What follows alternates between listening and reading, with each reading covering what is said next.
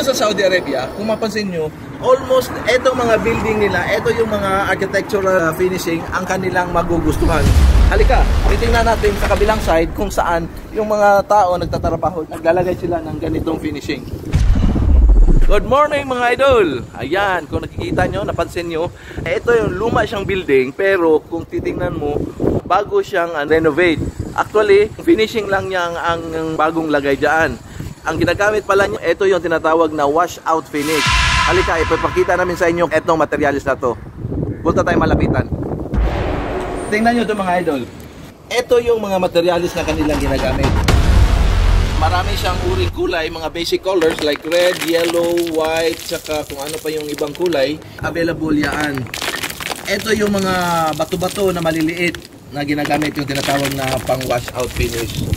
Ito yung hinahalo nila sa powder, nilalagyan ng tubig at kinakabit dyan sa wall.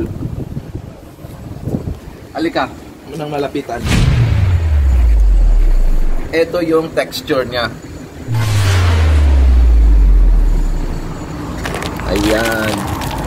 Ngayon, kung mapansin nyo, dito sa Saudi Arabia, lahat ng mga building, ito yung gusto nilang design ng finishing ng kanilang building. Halos lahat makikita mo ganito talaga. At yung building nila, kung napansin nyo sa pinapakita namin, lahat mga box type yung mga building na kanilang gusto. Halika, titingnan natin sa kabilang side kung saan yung mga tao nagtatrabaho doon. Naglalagay sila ng ganitong finishing.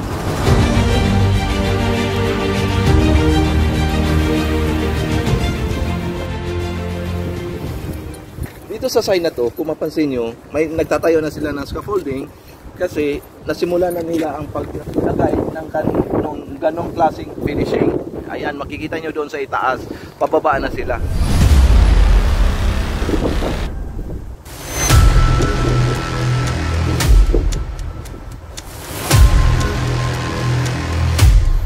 Kadalasan mga building, ito talaga yung mga finishing na kanilang nagugustuhan. Kagaya ng kapitbahay, ayan, washout finishing yan. At halos lahat ng mga building nila na naka-box type, ito talaga yung kanilang mga finishing na nagugustuhan. Alright mga idol, that's it for today. Follow for more!